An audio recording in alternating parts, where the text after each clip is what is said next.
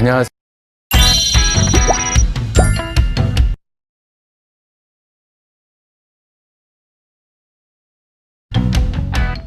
안녕하세요. 파이리온 선교회 김진수 목사입니다. 하나님의 말씀을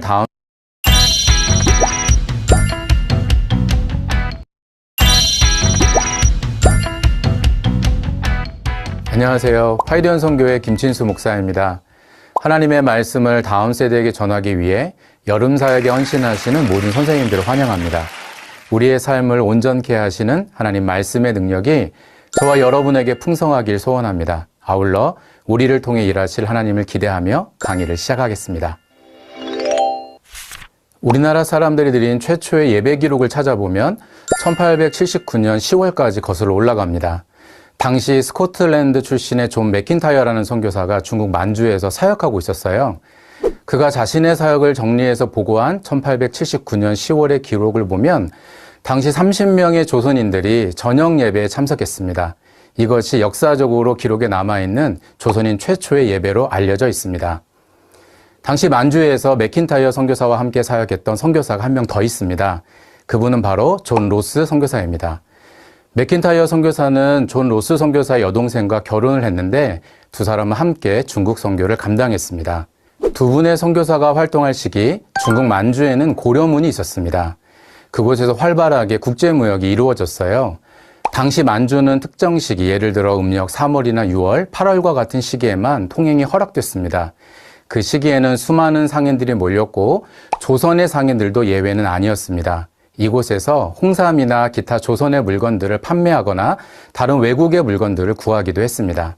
그때 그곳에는 서상륜이라는 조선 청년이 있었습니다. 그런데 그만 그가 병에 걸려 사경을 헤매게 됐어요. 그때 맥킨타이어 선교사가 서상륜이 다른 선교사에게 치료를 받을 수 있도록 도왔습니다. 맥킨타이어는 서상륜을 매일 찾아가 보살폈고 다른 선교사의 치료와 맥킨타이어의 돌봄으로 서상륜은 건강을 되찾았습니다. 이 일로 서상륜은 예수님을 영접하게 됐고요. 그는 성경을 조선어로 번역하는 일을 돕게 되었습니다. 그 후 서상륜은 조선어 성경을 조선에 들어와 복음을 전하려고 했습니다. 그런데 국경을 넘던 중 조선의 관군에게 발각이 됐습니다. 당시 조선의 상황으로 인해 서상륜은 관군을 피해 어머니 쪽 가족이 있는 황해도 소래라는 곳으로 피신하게 됐습니다. 서상륜에게는 서경조라는 동생이 있었는데 서상륜은 동생 서경조와 함께 황해도 소래에서 열심히 복음을 전했어요. 그들은 그들의 가족뿐 아니라 마을에 있는 이웃들에게도 복음을 전했습니다. 성령께서 그들과 함께 하셨고 그들의 전도로 많은 사람이 예수님을 믿게 되었습니다. 1883년 그렇게 조선에 처음으로 교회가 세워졌습니다. 그 교회가 바로 황해도 소래에 세워진 소래교회입니다. 기록을 보면 당시 소래에 58세대가 있었는데 그중 무려 50세대가 예수님을 믿었습니다. 그만큼 복음의 능력은 강력했고 예수님을 믿음으로 구원받은 그들은 함께 모여 하나님을 예배했습니다. 우리나라는 외국인 선교사가 들어오기 전 이미 우리나라 사람에 의해서 세워진 교회가 있었습니다. 이미 그곳에서 하나님을 예배하는 사람들이 있었어요. 우리나라 초창기 성도들은 예배에 남다른 열심을 가졌고 함께 모여 성경을 읽고 묵상하며 하나님을 예배하는 일에 힘을 쏟았습니다. 그런데 당시 조선의 상황을 보면 조선의 교회를 세우고 또 하나님을 예배하는 것이 그렇게 쉬운 일은 아니었습니다. 1785년 이승훈을 포함한 당시 천주교의 지도자들이 집회를 하던 중 관리들에게 체포되는 사건이 일어났습니다. 조선은 천주교가 국가의 근간을 흔들 수 있을 정도의 위험한 일이라고 생각했기 때문에 천주교를 핍박했어요. 이승훈과 천주교 지도자들이 체포된 이후 천주교는 크고 작은 핍박을 받았습니다. 그러던 중 1866년 천주교에 아주 강력한 핍박이 일어납니다. 1866년이 병인년인데 이 박해가 병인년에 일어났다고 해서 병인 박해라고도 부릅니다. 1866년 병인년에 흥선대원군이 프랑스 신부 여러 명과 천주교인들을 체포해서 죽이는 일이 일어났습니다. 이 일을 시위하기 위해 프랑스 함대가 조선을 쳐들어왔고요. 그들은 강화도를 점령했습니다. 프랑스는 흥선대원군에게 관련자 처벌을 요구했지만 흥선대원군은 이 요구를 거절했습니다. 이로 인해 프랑스와 조선 사이에 군사적 충돌이 일어났습니다. 프랑스는 강화읍을 파괴하고 약탈했습니다. 화가 난 흥선대원군은 절두산에서 천주교인 8천여 명을 참수하는 끔찍한 일을 저질렀습니다. 이것이 절두산 사건인데 이 사건이 바로 병인년에 일어났습니다. 약 10년 동안 천주교인들은 큰 핍박을 경험할 수밖에 없었습니다. 이 일이 일어난 지 약 20년이 지난 1886년 프랑스와 조선이 국교를 맺고 병인 박해 희생자들을 순교자로 인정하면서 박해는 마무리됩니다.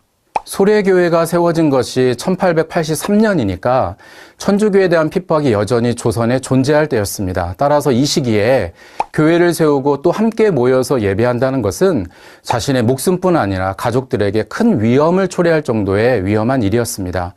하지만 그들은 그런 위험에도 불구하고 교회를 세웠고 또 하나님을 예배했습니다. 한국교회 초창기 성도들은 주변의 상황에 짓눌리지 않고 하나님을 예배했습니다. 여러분, 한국교회는 시작될 때부터 예배 중심 공동체였습니다. 한국교회는 예배를 사모했고 예배를 통해 하나님과 교제했고 예배를 신앙생활의 중심으로 생각하는 예배 중심 공동체였습니다.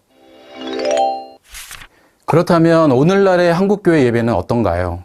과거 한국교회 초창기 성도들이 보여줬던 모습처럼 우리를 구원하신 하나님의 사랑과 은혜에 감사해서 주를 향한 뜨거운 열정과 감격으로 예배하고 있을까요? 어떠한 상황이나 환경에서도 하나님을 온전히 예배하고 있나요? 주변의 상황이나 어려움과 상관없이 정말 견고하게 예배의 자리에 서 있을까요? 습관적인 종교 행사가 아닌 우리의 창조주이신 하나님을 온전히 예배하고 있을까요? 오늘날 한국교회 예배가 어떤지 세 가지를 통해서 생각해 보기를 원합니다.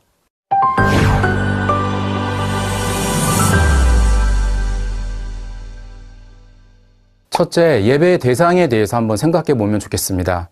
종교개혁자 칼빈은 자신의 책인 기독교 강요에서 인간에게는 종교의 씨앗이 있다고 말을 했습니다. 칼빈이 말하는 종교의 씨앗은 하나님을 알 수 있는 일반 계시 중에 하나입니다. 칼빈은 모든 사람에게는 종교의 씨앗이 있고 이 종교의 씨앗 때문에 모두가 하나님을 알 수 있다고 주장했습니다. 인간의 마음에서 이 종교의 씨앗을 제거하는 것은 불가능하고 오히려 사람의 본성을 변화시키는 것이 훨씬 쉽다고 칼빈은 종교의 씨앗에 대해서 설명합니다. 여러분, 칼빈의 주장대로라면 모든 사람은 종교의 씨앗을 가지고 있고 이것 때문에 사람들은 절대자의 존재를 알 수 있고 하나님을 알 수 있습니다.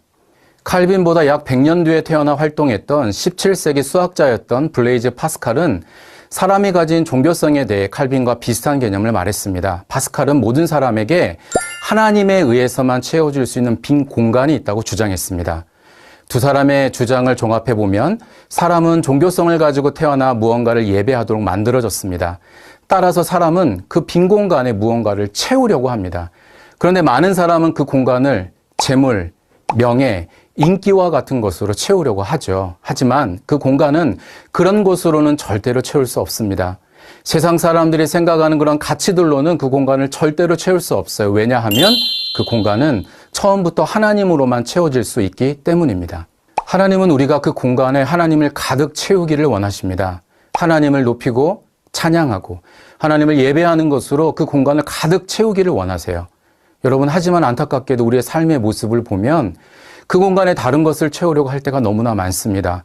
하나님을 예배하는 것을 잠깐 내려놓고 나중에 좋은 대학에 진학한 뒤, 누가 봐도 남부럽지 않은 직장에 취업한 뒤, 세상적으로 출세한 뒤에 해도 늦지 않다며 하나님이 그것도 이해 못할 정도로 작은 분이 아니라고 그렇게 생각하는 사람도 있습니다. 여러분, 우리는 누구를 예배하고 있는 건가요? 혹시 유명 대학을 예배하고 있는 건 아닌가요? 부와 명예를 예배하는 것은 아닌가요? 과연 우리는 지금 누구를, 무엇을 예배하고 있나요? 팀 켈러는 그의 책 당신을 위한 로마서에서 이렇게 말합니다. 우리가 경배와 예배의 대상을 바꾸는 것은 창조의 질서를 망가뜨리는 것이다. 여러분, 우리의 예배 대상은 하나님뿐입니다. 하나님으로만 채울 수 있는 빈 공간을 채울 수 있는 것은 그 어떤 것도 없습니다. 오직 하나님으로만 그 공간을 채울 수 있습니다. 우리는 우리의 예배의 대상을 바르게 인식하고 우리 하나님만 예배하고 있을까요? 혹시 하나님이 아닌 다른 것을 예배의 대상으로 삼고 예배하고 있는 건 아닐까요?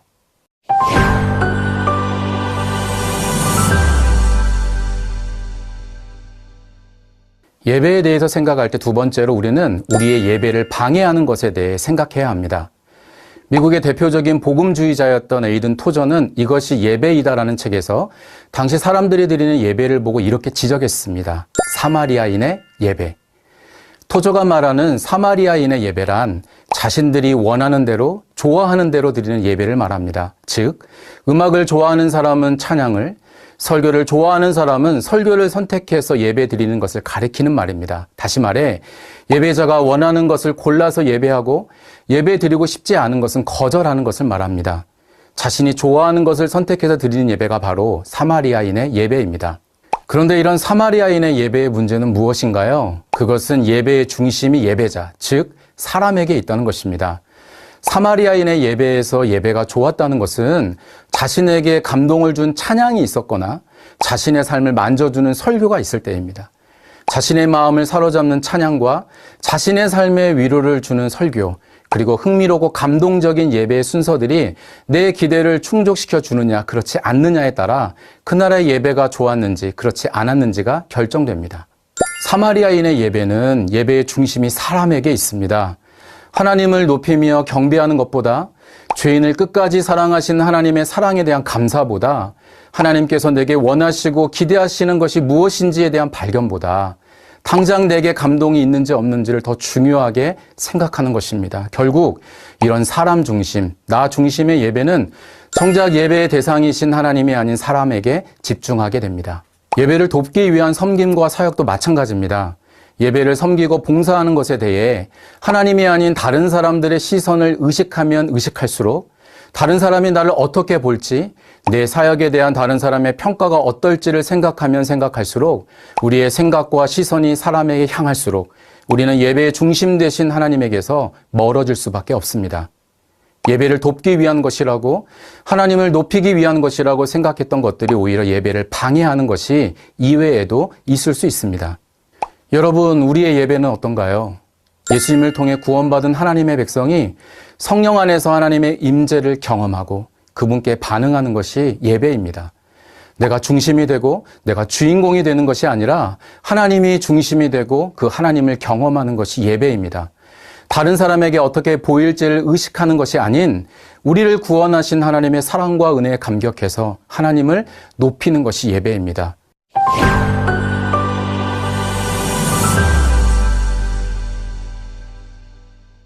세 번째로 하나님이 기뻐하시는 참된 예배가 무엇인지 생각해 봐야 합니다. 다양한 기술과 멀티미디어의 발달은 교회 예배에 큰 영향을 미쳤습니다. 그 어느 때보다 오늘날의 예배는 화려한 조명과 세련된 음악들로 가득합니다. 사람들의 감동을 끌어내기 충분한 특별 순서들도 예배 곳곳에 자리 잡습니다. 그러나 화려한 음악과 다양한 기술이 예배를 채우면 채울수록, 그런 것들이 우리의 시선과 마음을 빼앗기면 빼앗길수록 하나님이 찾으시고 기뻐하시는 예배의 본질을 놓치기 쉽습니다.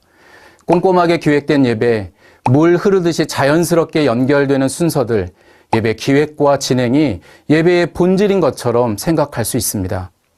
예배를 기획하고 준비하는 것이 잘못됐다고 말하는 것이 아닙니다. 오히려 그런 예배가 예배자로 하여금 예배의 본질을 놓치게 하는 것은 아닌지 생각해 봐야 한다는 것입니다. 하나님이 기뻐하시는, 하나님이 찾으시는 예배는 무엇일까요? 과연 예배의 본질은 무엇일까요? 어떤 의미에서 예배를 드리지 않는 것도 문제지만 예배의 본질을 놓친 채 잘못된 예배를 드리는 것이 더 큰 문제일 수 있습니다.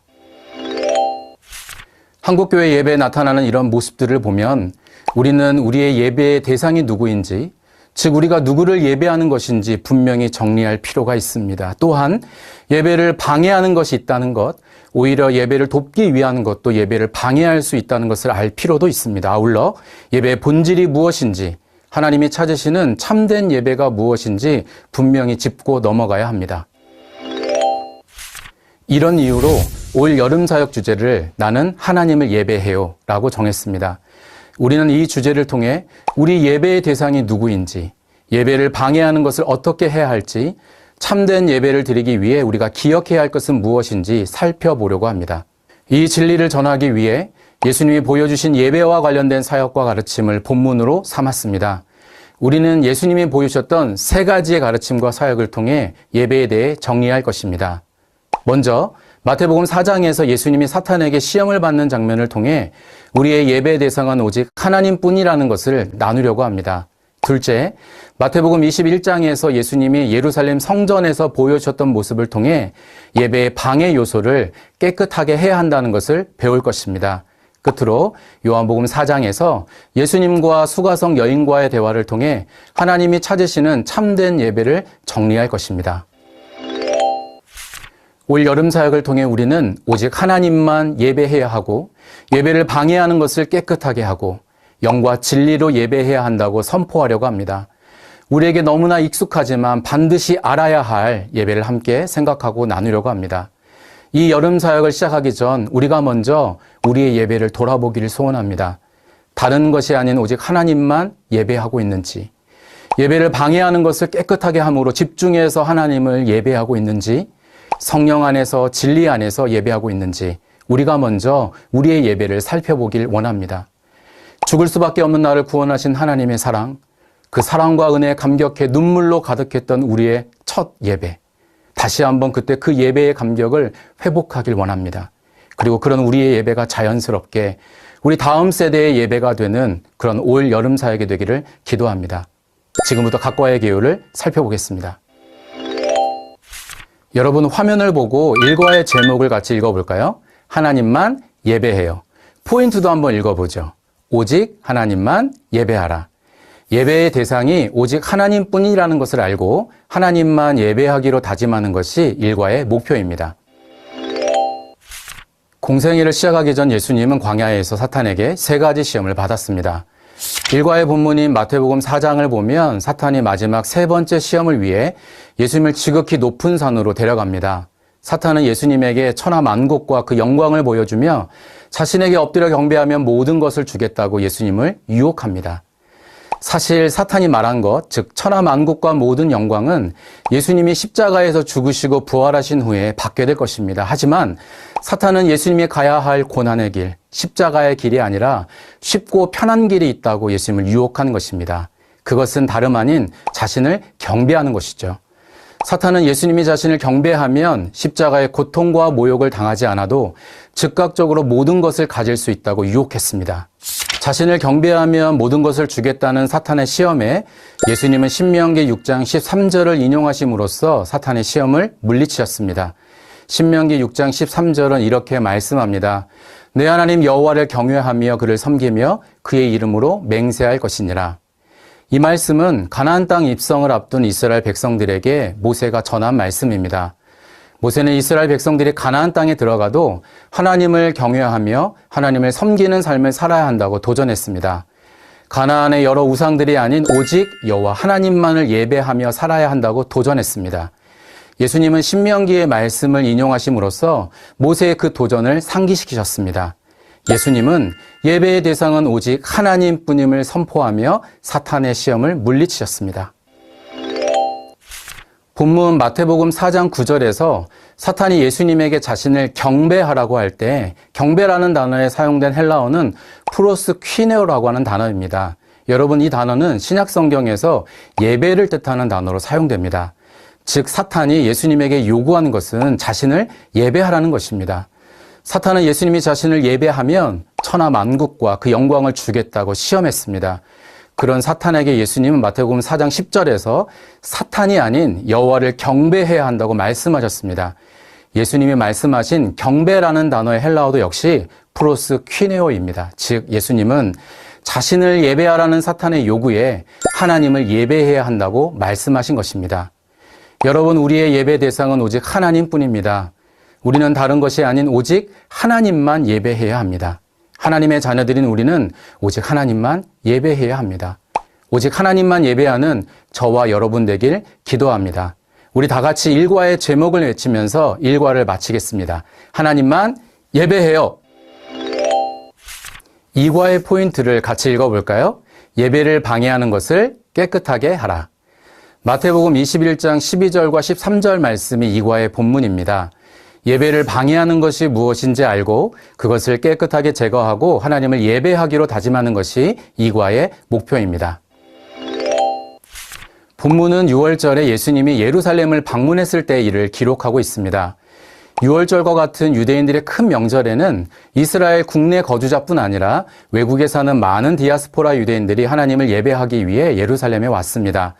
따라서 이 시기의 예루살렘은 많은 사람들로 인해 그 어느 때보다 복잡하고 분주했습니다. 유대인들은 1년에 한 번 성전세를 냈어요. 성전세를 내려면 필요에 따라 그들의 화폐를 교환해야 했습니다. 그런데 예수님 당시에는 여러 종류의 화폐가 사용되고 있었어요. 성경을 보면 데나리온이나 아사리온 같은 화폐가 나오는데 이 화폐는 당시 이스라엘을 지배하고 있었던 로마가 만들어서 사용했던 화폐였습니다. 또 로마 이전에 이스라엘을 통치했던 헬라 제국에 의해 사용된 드라크마나 렙돈 같은 화폐도 여전히 사용되고 있었습니다. 게다가 이스라엘 사람들이 사용하는 세겔도 있었어요. 예루살렘에 방문하는 사람들은 그들의 화폐를 환전할 필요가 있었습니다. 또한 그들은 하나님께 제사할 때 사용할 제물도 준비해야 했어요. 그들은 율법이 정한 대로 흠이 없는 제물을 사용해야 하는데 먼 곳에서부터 흠이 없는 제물을 예루살렘에 끌고 오는 것은 쉬운 일이 아니었습니다. 예루살렘으로 오는 도중 제물에 상처가 생기거나 부정해질 경우 제사에 사용할 수 없었습니다. 따라서 멀리서 오는 사람들의 편의를 위해 성전에서 제물을 판매하는 사람들이 있었습니다. 예수님께서 성전에 가셨을 때 성전은 여느 명절 때처럼 환전하는 사람들과 제물을 매매하는 사람들로 분주했습니다. 성전은 환전하는 사람들과 매매하는 사람들의 소리로 가득했습니다. 그런데 성전을 방문하신 예수님이 성전에서 매매하던 모든 사람들을 내쫓으셨습니다. 환전하는 사람들의 상과 비둘기 파는 사람들의 의자도 엎으셨어요. 예수님이 이렇게 하신 이유는 성전이 기도하는 집이어야 하는데 매매하는 자들로 인해 강도의 구렬이 되었기 때문이었습니다. 예배자들의 편의를 위해 시작된 일이 오히려 예배를 방해하는 것을 보시고 예수님이 이처럼 행동하신 것입니다.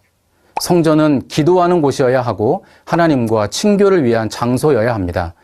성전은 하나님을 예배하는 공간이어야 했습니다. 하지만 성전은 이익을 얻기 위해 장사하는 사람들로 인해 그 기능을 상실했습니다.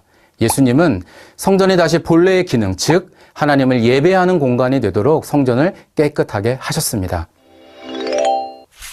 우리에게도 우리의 예배를 방해하는 것이 있습니다.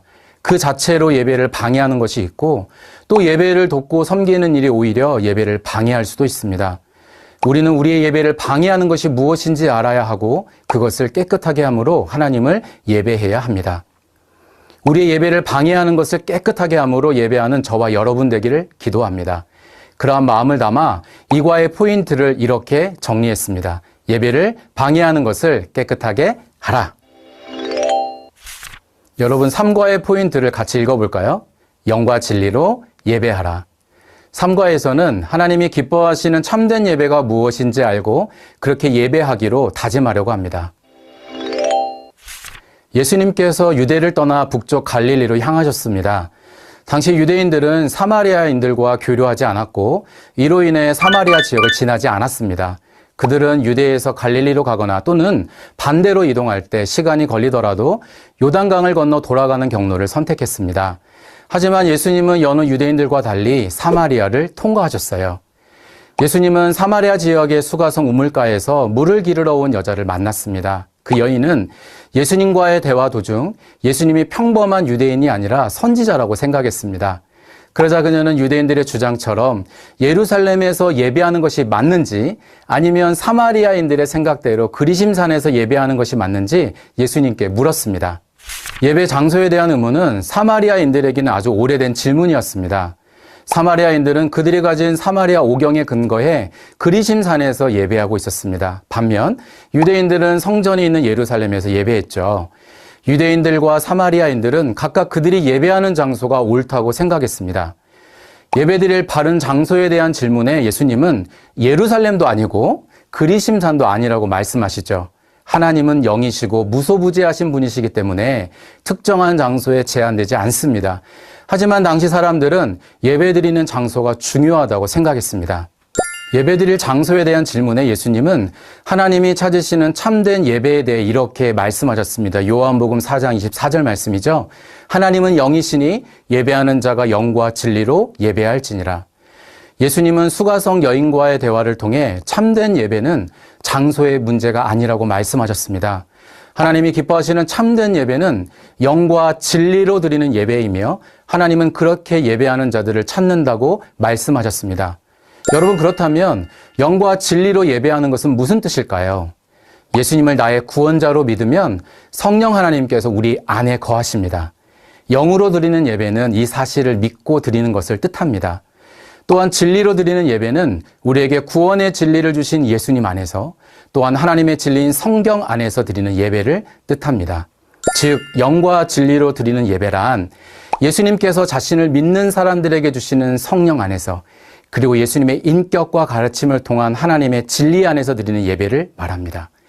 예수님은 수가성 여인과의 대화를 통해 참된 예배는 장소가 아닌 영과 진리로 드리는 예배라는 것을 가르쳐 주셨습니다. 하나님이 원하시는 참된 예배는 영과 진리로 드리는 예배입니다. 영과 진리로 하나님을 예배하는 저와 여러분 되길 소원합니다. 삼과의 포인트를 함께 외치며 삼과를 마치겠습니다. 영과 진리로 예배하라. 우리는 일과의 본문인 마태복음 4장을 통해 우리의 예배 대상은 오직 하나님이며 우리는 하나님만 예배해야 한다고 나눴습니다. 2과에서는 마태복음 21장에 나오는 예수님이 성전을 청결하게 하신 이야기를 통해 우리의 예배를 방해하는 것이 무엇인지 알고 그것을 깨끗하게 함으로 예배해야 한다고 배웠고 또 그렇게 살기로 다짐했습니다. 마지막 3과인 요한복음 4장에서는 하나님이 원하시는 참된 예배는 영과 진리로 드리는 예배임을 알고 성령 안에서, 진리 안에서 하나님을 예배하기로 결심했습니다. 여러분, 어떤 면에서 예배는 우리에게 너무나 익숙합니다. 하지만 그것이 오히려 우리로 하여금 예배의 본질을 생각하지 않은 채 예배하게 했던 건 아닌지 모릅니다. 올여름 우리의 유일한 예배의 대상이신 하나님을 어떤 방해에도 굴하지 않고 영과 진리로 예배하길 기대합니다. 이 진리를 가르치는 우리가 먼저 참된 예배자로 서게 되길 또한 기도합니다. 익숙함에서 드리는 예배가 아니라 감사와 감격이 넘치는 예배 되길 소망합니다. 강의를 마치겠습니다. 감사합니다.